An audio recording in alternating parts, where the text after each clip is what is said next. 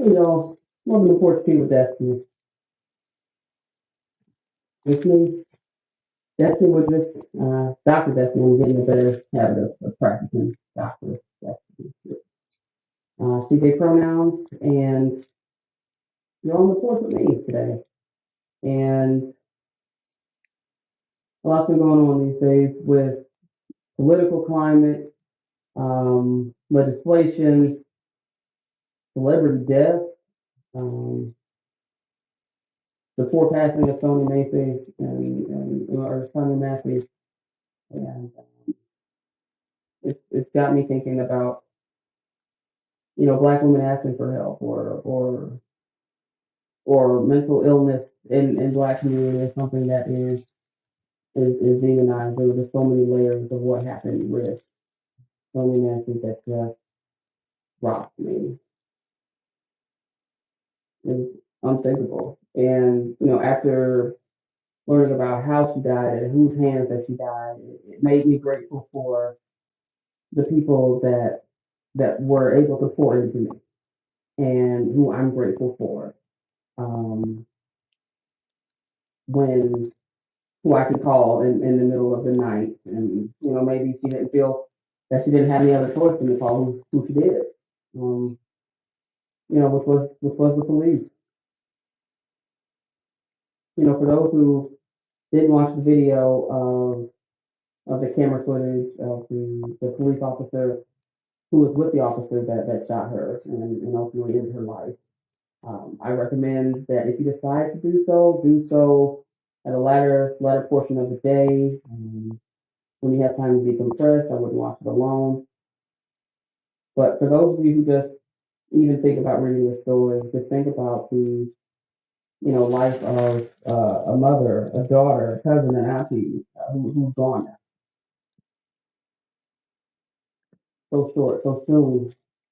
But it really does. Her thinking about the way in which she passed and was murdered got me thinking about how grateful I am for any opportunity that I was able to earn or that I was given. And one of those was the gift of being both a mentor and a mentee. So today I just got back from Des Moines, Iowa, and meeting with my mentee, Allegra Hernandez.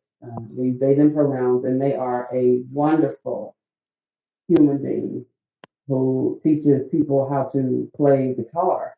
Who plays guitar very well, is a performing artist, um, overall quality human. And I received the honor of being paired up with Allegra for One Iowa's LGBTQ Leadership Institute. And we worked with each other 2 years back when we both served on the Capital City Pride Board in Des Moines when I was on the board as one of the board of directors for community diversity and education. And Allegra was just, yeah, I want to get involved. And I thought they were so awesome. That year it was a heck of a crew to be on the community diversity and education team on that board. It was just a monumental year um, for my own personal development. And so now, fast forward 2 years later, I'm at a very different stage of my life than I was. I was married, now divorced. I was a student, now I'm a doctor in education. Closed in one house, closed in another house. Where I work, where I live is vastly different now. But what kept me grounded through all of it was that poured into me, and so now I'm able to give that gift by serving as a mentee and a mentor. Um, what I was reminded of today is that I'm on the right track with the route and the approach that I'm taking to being a mentor. I want you all to think about your favorite mentors that you've had over the years. What did you have in common? What were the similarities? What were the differences? And really think about what you admired about them. And um, now, fast forward, somebody's saying, now you're their mentor. nothing will humble you quicker than learning that there is an individual that is looking up to you, that is looking to you for answers that you are sometimes still even searching for, or needing guidance from your mentors to be a mentor. But one thing I was reminded of today when Allegra was sharing what their capstone project is going to be for the One Iowa LGBTQ Leadership Institute. I won't give that away. That's Allegra's story to tell. But one thing that they shared and that encapsulated all of it was the importance of community advocates pouring back into themselves. How powerful to be giving and doing so much for others. It is a gift to be in that position. And also, there's a danger that can happen from being, the community's go-to person. That you're there so much for the community that little pieces of you are going and are gone. You give them to others. Um, and this is something that Allegra and I didn't talk about before today, but later on I shared with them that I'm on my own journey with being able to pour back into me. And it's been so rewarding to have energy at the end of the day, to pour into a passion project like Porch Tea with Destinee, to pour into a project like the books that I'm working on, to just be able to sit on my porch and breathe unlabored air, sit by the water and talk to it, and sit and talk with family. All these acts of being able to just sit and be and learn and be in my creative is powerful.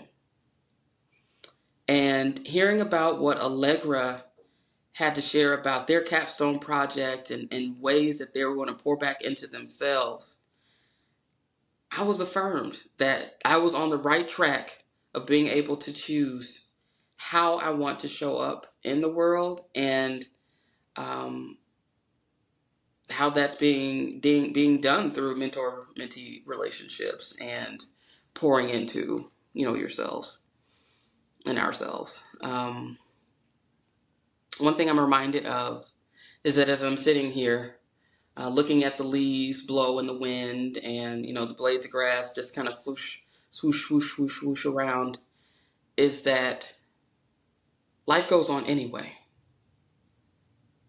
Life goes on anyway. And what I mean by that is there are moments when you feel like you don't have the ground underneath your feet.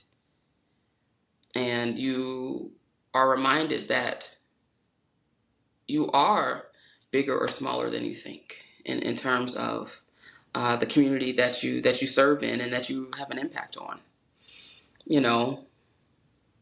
And if it wasn't for the people that poured into me, I don't know where I would be and what I would do.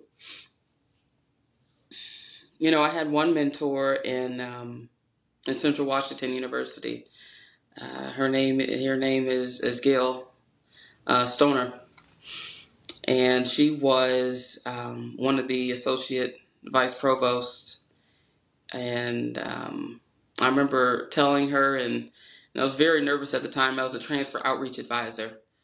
That I said, I think we can do more for transfer students. And she looked at me and she had on her business suit, and I'm in there with my jeans and my my button down shirt, not looking nearly as put together. But she looked at me and asked me, well, what do you think could be done?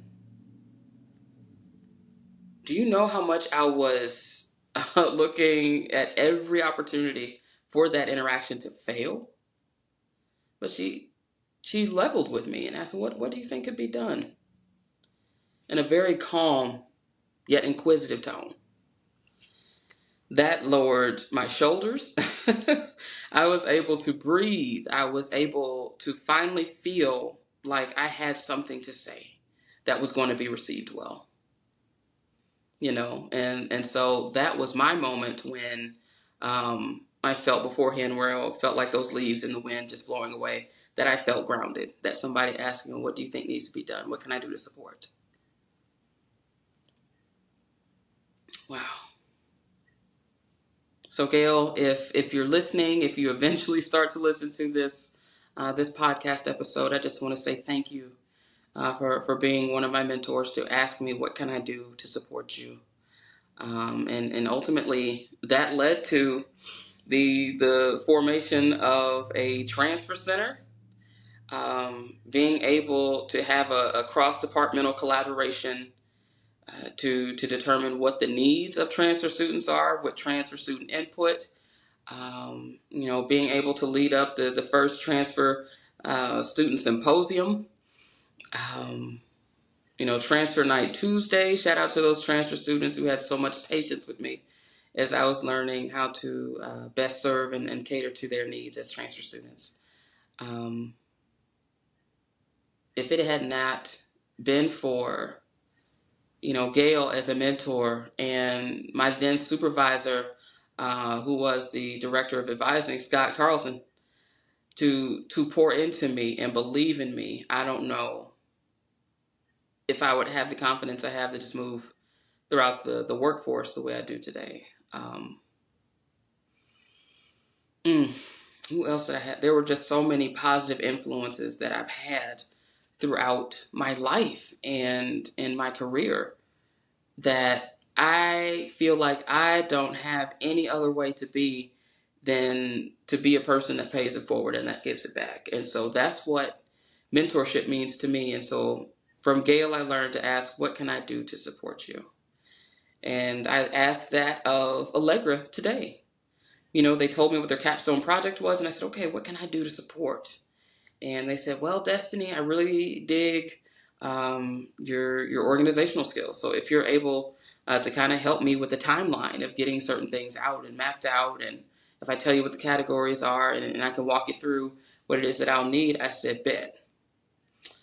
And the amount of trust it takes to be a mentee, for you to look up to a person, for you to recognize that they are there for your best interests. That is one of the most brave acts that you can partake in as a human. Um, and I think about opportunities that were granted to me, that people who have lost their lives didn't receive, who lost their lives so young.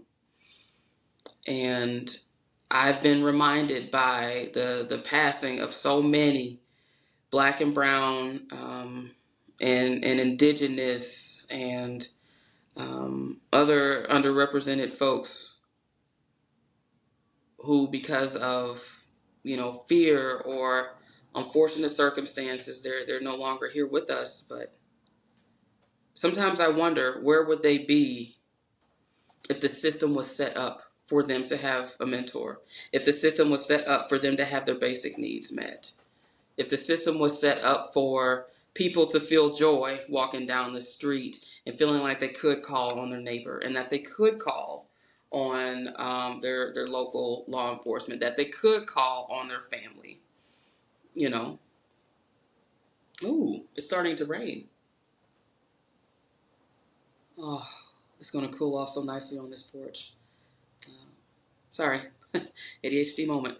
Um, but I think about that, and I thought about that on the way there to Des Moines, and on the way back to Minneapolis. Is that how much different and how much more peaceful, how much more rewarding life could be if we were able to cultivate experiences where people can partake in a guided learning experience, where they have that one-on-one mentorship, where they have that group mentorship, where they have Black women learning from other Black women about what it is to navigate the workforce, or Black and brown folks, or people who have not had people pour into them in this particular kind of way, have that type of support. I remember there was one volunteer opportunity I had. where I just didn't know if I would make it to the finish line of getting the project underway. And someone pulled me to the side, and I don't even remember who this was because they weren't even um, a part of that group. I happened to be let out, and I'm trying to do this for anonymity's sake, and not name too many things because I didn't get permission to tell the story, so I'm gonna have to fluff a little. Um, Destinee, you know what I've noticed you doing? I said, what's that? That instead of embracing who you are, you're shrinking. I said, what do you mean I'm shrinking? It said, we know you have grand ideas and the way in which you're able to connect with community and with just about anybody. There's a lot that people can learn from you, but the beautiful thing about you is that you still want to learn from others. I said, well, yes, we're still alive. There's a chance to learn. Um, and then just kind of sit back with that. At that point, I had my master's, was working on what next steps could be for me and everything else. I felt so ungrounded. I felt so unsettled. I felt restless. But that person stopped me in my tracks and said, Destinee, you have wisdom to offer. And at that point in time, I couldn't see what they saw. I was seeing all the projects that didn't get done. I was looking at all of the goals and dreams that I didn't even realize yet. I was thinking about what it would mean for me to pursue those, and how can I do that and still be there for the community the way I was there. But sometimes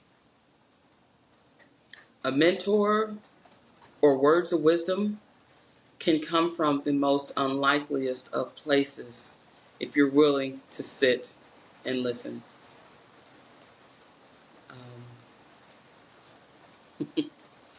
I've had plenty of encounters where there were people who were mean-spirited and told me all the ways, all the way up, all the ways through Sunday about how I was wrong about certain topics.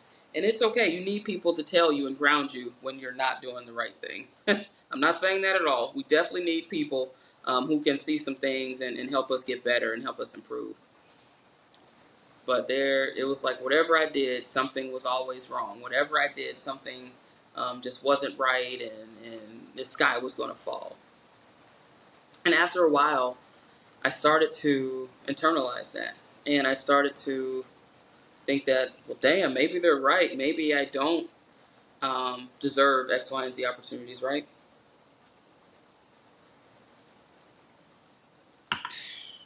Maybe I should just sit and not do anything with life. I felt that those people were right about me. But if it had not been for um, strangers coming out of the woodworks, family randomly calling me, or um, people who I looked up to, and they had no idea. They had no idea at the time I looked up to them. Just start pouring into me. I said, wow, I can do this. I can do this project. I do deserve to be here. I am, worthy of life as I'm able to live it. Those were the mentors. Sometimes you don't even need a mentorship title. You just might need something you're really, really good at, or a talent to where you can just look at somebody, know they're having a bad day, and say, "Hey, can I grab you a coffee? Or can I, what? Are you okay today?" Just even a simple kindness of just waving and smiling and hello with somebody. There's also a mentorship opportunity I'm thinking about with the Opus Alliance group, and that is an organization that I'm volunteering with, and I'm serving on their education board.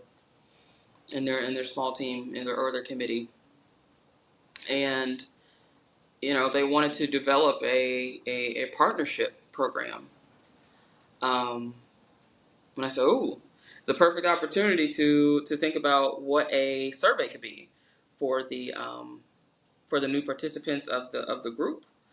And so, Opus is a lesbian literary society and a club where they want to uplift lesbian literature and have their members, gain some valuable insight and knowledge around writing books or reading or, the business of authorship. Um, so I said, okay, well, let's get some um, survey items together. Let's distribute a survey. And so later on next month, we'll actually be um, reviewing some of those results as to what it came back with as far as what do people are look for in mentorship opportunities and how can they sustain it.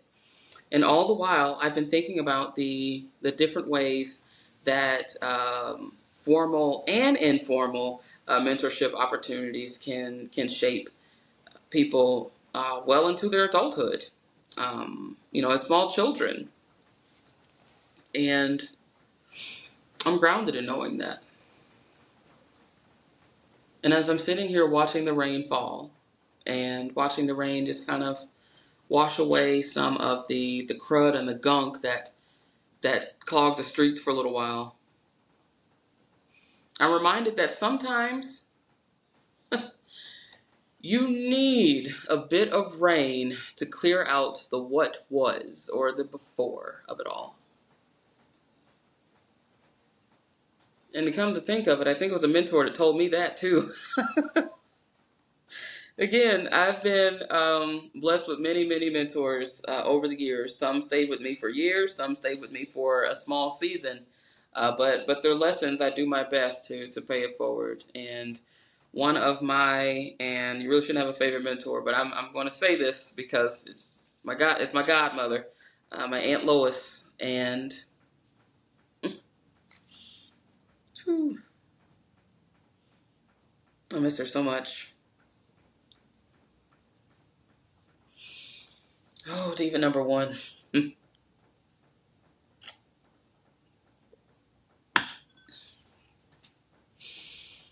Ooh, one of the things that she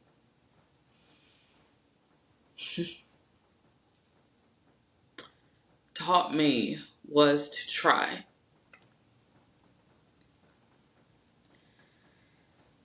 I remember calling her and she said, Doodles, it doesn't matter what you do. You need to put forth your best effort. I know you're in school right now. How are your grades? And I told her, I said, well, they're not great. She goes, well, what are you struggling in? And I told her it was a science class. I said, I'm not doing so well. Well, why not? You just had to know, Aunt Lois or Diva number one, to just know. And why not? You have the book, Destinee. Just go ahead and read it. And she was so matter of fact about it all that would be all it took to get a good grade in that class. And damn, she was right. I thought all I had to do up until that point was just listen to the instructor and just read what they told me to read. Certain little sections. But she told me straight up, Destinee, everything you need to know is in that book. Science is easy. Read the book. Don't skip. And I said, whoo. I'm like, you know what, lady? I don't think you know what you're talking about. And no, I did not say that out loud. I wanted my lips on my face and to stay there unscathed. Not that she would have hit me, but I would have felt hit. She had one of those personalities to where you could just feel the strength on the phone. You know what I'm saying? She was a black mother. She was a black auntie. She was a godmother. She was a grandma, sister, friend. She wore so many hats. She was a wife. She wore so many hats so well. I'm just like, how does she do it? Plus, I think she was a VP at a pharmaceutical company. The family lore was that it was Eli Lilly, but now I'm finding out that's not where she worked. I'm not quite sure where she retired as a VP from a pharmaceutical. So, family members chime in if you know. But she like I'm saying, she had that presence that I'm just like, if I'm even a third of what she is as a woman, as somebody's sister, somebody's godmom, and I'm a godmother now. If I'm a third of that, that means I've done all right. Because she was a powerhouse, but she gave me valuable lessons, and one of them was to read the book. Just read the book, Destinee. Read the book. And another piece was to stand tall and don't let anybody make you feel um, less than what you are. She always told me to stand up straight. And every once in a while, if I was over, at the house over there in Monique, Illinois, she would always slip me a little something. She would always slip me a little $20. Sometimes, and that is not a requirement of mentors to be able to slip their mentees $20. But daggone it didn't hurt. And again, I really do. I think about all the mentors that I had over the years, but it was my Aunt Lois, my diva number one, that really um, poured into me in different and unusual kind of ways. So you just had the knack of knowing when to call me, and we wouldn't even talk every day. Another one of my mentors is my granny, so I'm going to shout out my granny. And now well, I'll give your old name. So my granny, Mary Tate. Shout out to them Tates, is one of the strongest folks that I know. Strongest and like quick on her feet. And I'm just like, God, how does she do that? How does she just keep going anyway? But she not only held the family down, she instilled a lot of wisdom into anybody who was listening. Whether you wanted to hear the words or not, though they had a way of seeping into your soul. Um, I don't know if it was a grandmother thing. I don't know if it was a Southern grandmother thing. But she definitely had a way of making us understand you need to be able to stand on your own 2 feet. Um, and so yeah. Mm. So back to Sonia Massey, who was only 36 years old, who lived with mental illness, who asked for help, who was a mother, who was a daughter, who was a cousin, who was a sister.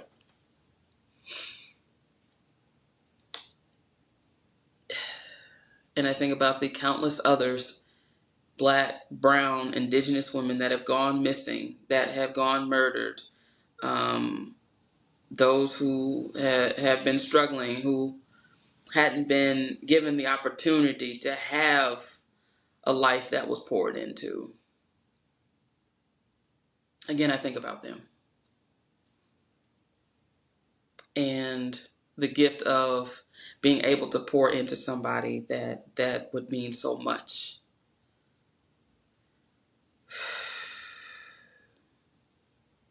So as you all think about the special people in your life who have poured into you and the societal ills that plague communities, that stunt their growth, be a catalyst for growth. Consider who you can mentor today. Consider who your mentees are. When's the last time you told your mentor thank you?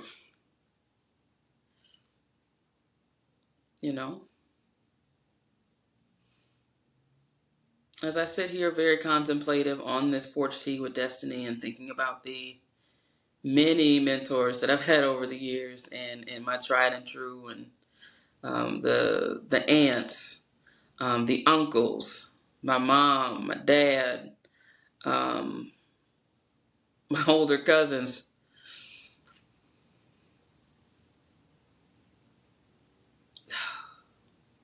I'm just honored. I'm honored to be here today. And with every breath that I have, I will do my best to think about, to write about, to dream about what a community would look like if we poured into others the way we were poured into. And for those who haven't been poured into, who feel like they didn't have the support they needed, please reach out to somebody you admire. They will be honored to be your mentor. And as you consider who the person is, think about their values. Think about what it is that they stand for. Does it align with you? Where is it that they are in life? Do you find that they have a calm or a peace that you admire? Ask them about that. That is them mentoring you in that moment. Ask them, how did you acquire your peace? How did you start your business? How did you find your purpose?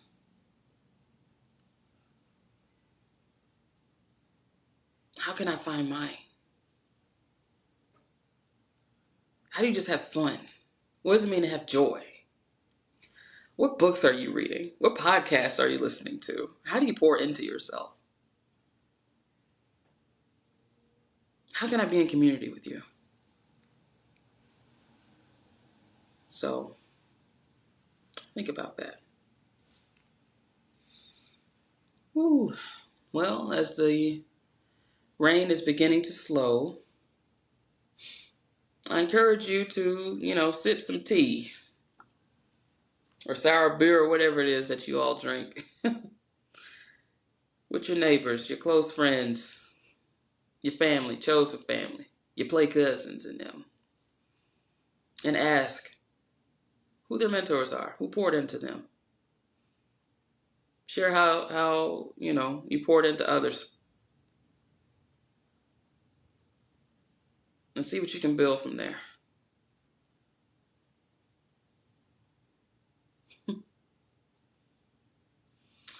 Porch tea is hot. Sip slow. Until next time, folks, I'll see you back here on this porch.